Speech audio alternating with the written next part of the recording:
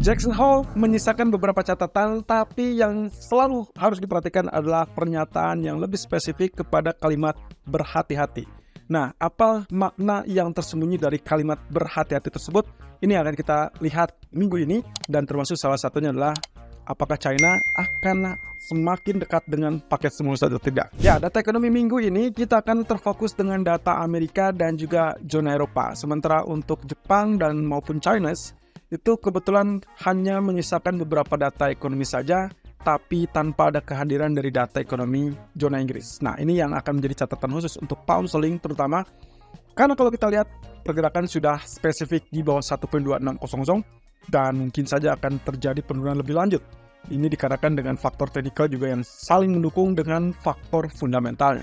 Nah, di sisi lain untuk zona Eropa, nanti besok kita akan menghadapi dengan data consumer climate dari Jerman.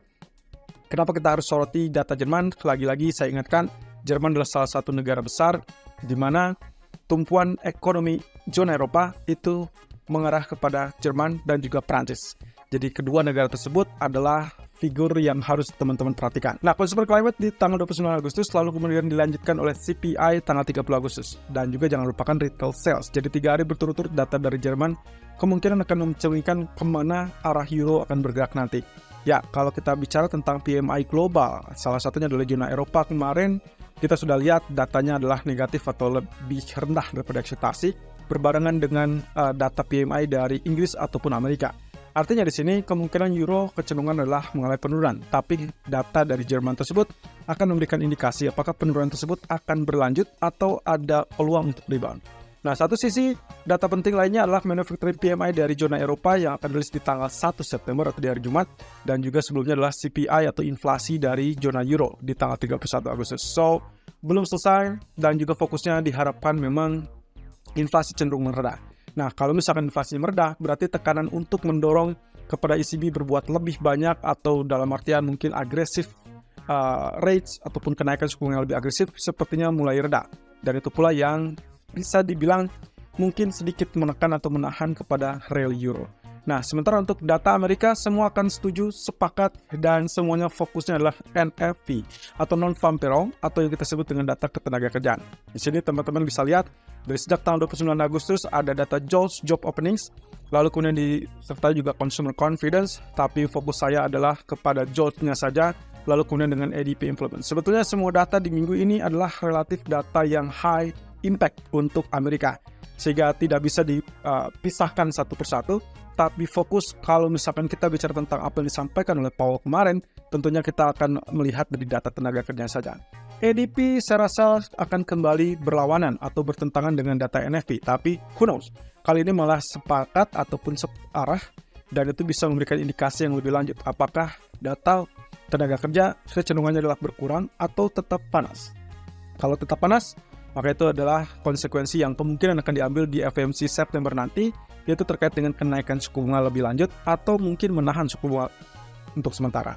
Nah, kemudian industrial production dari Jepang dan juga NBS manufacturing non-manufacturing PMI dari China, dan ditutup dengan Caixin manufacturing PMI. Kenapa saya hadirkan keduanya? Karena data ini relatif lebih spesifiknya adalah memberikan pengaruh yang mungkin bisa dibilang gambaran terhadap ekonomi dari China. Kita belum lihat ada konsekuensi logis yaitu terkait dengan stimulus fiskal. Itu sebabnya Hang Seng gagal untuk attempt ataupun lanjut naik di atas kurang lebih 18.400-an. Dan kita hanya lihat kenaikan sesaat sampai 18.500, kemudian dia tersungkur di bawah 18.200. Tapi apakah dia akan turun kembali di bawah 18.000? Itu semua akan kita pantau lebih lanjut, termasuk dari data-data ekonomi. Karena sampai saat ini belum ada satupun pengumuman dari pemerintah China untuk masalah stimulus fiskal.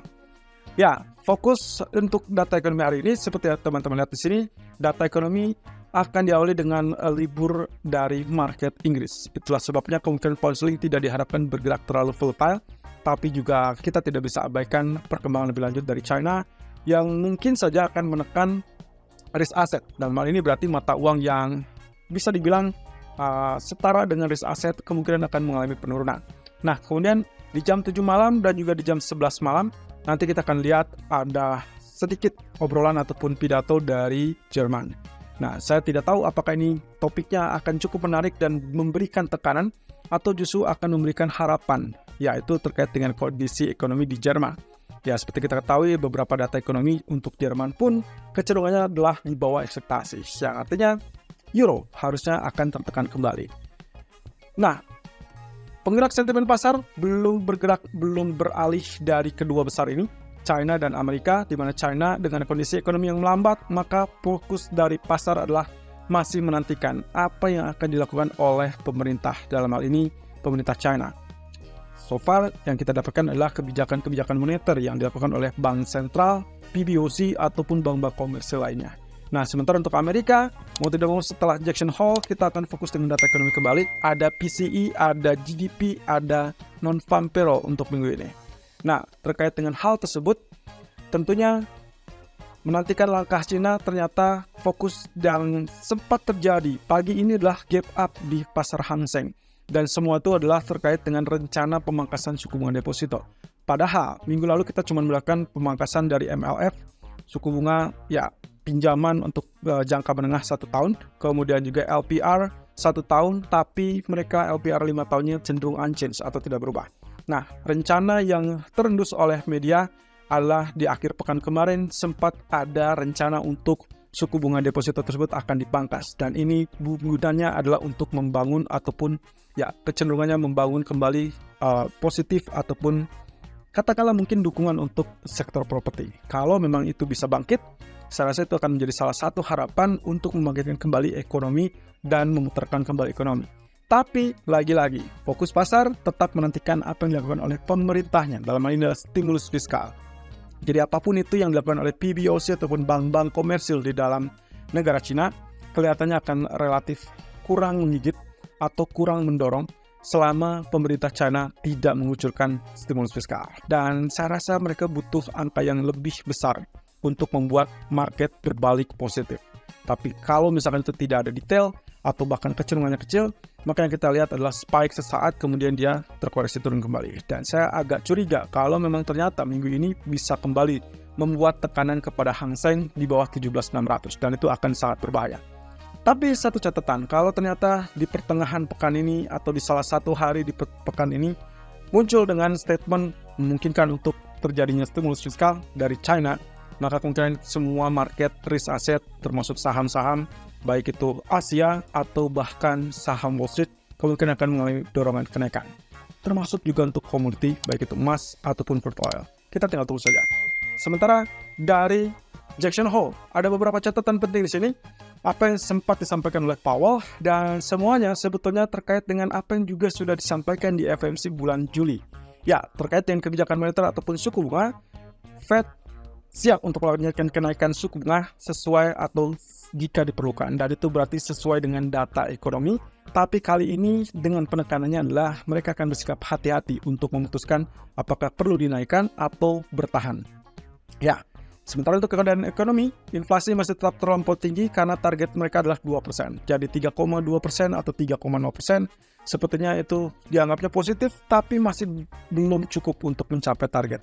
Nah, kebijakan saat ini terbatas, tapi level netralnya masih belum pasti. Jadi kemungkinan antara 1 atau 2 kali kenaikan masih bisa terjadi. Tapi secara spesifik, Powell tidak memberikan pernyataan terkait dengan 2 kali kenaikan, melainkan dia hanya melanjutkan apa yang sudah dicapai ataupun yang sudah digagas. Dan saya rasa FOMC September itu akan memberikan gambaran lebih lugas terkait dengan rencana ataupun proyeksi dot plot berikutnya. Dan ya mungkin saja kita akan menggunakannya terkait dengan NFP ataupun CPI yang akan terjadi di 2 minggu ke depan. Nah, sementara untuk masalah inflasi, kelihatannya Fed juga sudah memberikan indikasi bahwa sangat sensitif untuk kali ini inflasi tergantung dengan data sektor pekerjaan. Jadi kedua data itu akan cenderung relatif synchronize. Dan ini adalah sesuai dengan apa yang sempat kita sampaikan di hari Jumat yang lalu terkait dengan rencana ataupun potensi reaksi pasar. Ya, saya nomorkan nomor 2, less hawkish, di mana saya juga sempat memberikan asumsinya adalah kalau sampai Powell memberikan kisi-kisi bahwa dia akan tetap fokus dengan inflasi seperti apa yang diduga oleh semua pelaku pasar, termasuk dengan catatan kalau dia mengindikasikan akan bersikap hati-hati. Ya, kalimat hati-hati itulah yang menjadi cerminan Fed tidak akan terlampau agresif, dan itu berarti belum tentu akan menaikkan 2 kali suku bunga, melainkan hanya sisa 1 kali kalau berdasarkan dot plot di bulan Juni yang lalu.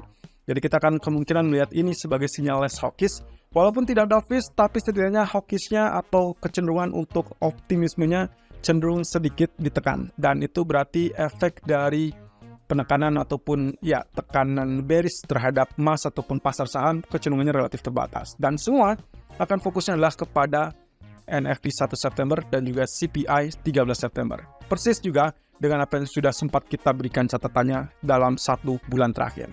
Oke, ini yang cukup menarik. Jadi kita akan perhatikan data NFP minggu ini apakah akan memberikan data yang diinginkan oleh Powell, dalam hal ini berarti pelunakan, atau kecenderungannya malah lebih tinggi. Karena lebih tinggi berarti problem yang sangat serius untuk pasar saham ataupun komoditi emas. Dan itu berarti kenaikan suku bunga masih bisa dilanjutkan lebih dari 1 kali. Pada akhirnya, kita masih belum bisa menyimpulkan apakah ini momentum yang tepat untuk emas rally atau dia masih cenderung tertahan. Tapi jangan lupakan pula, 3 hari terakhir bulan Agustus adalah hari ini sampai di hari Rabu. Dan kalau perhitungannya tepat, berarti kita akan mendapatkan ganjalan untuk emas itu di hari Selasa atau hari Rabu. Ya, mungkin lebih spesifiknya adalah terkait dengan data ADP employment di hari Rabu. Tapi kita akan lihat secara berjenjang, secara bertahap, apakah market kecenderungannya relatif optimis untuk kenaikan atau dia cenderung optimis untuk kemungkinan bertahannya suku bunga sampai akhir tahun.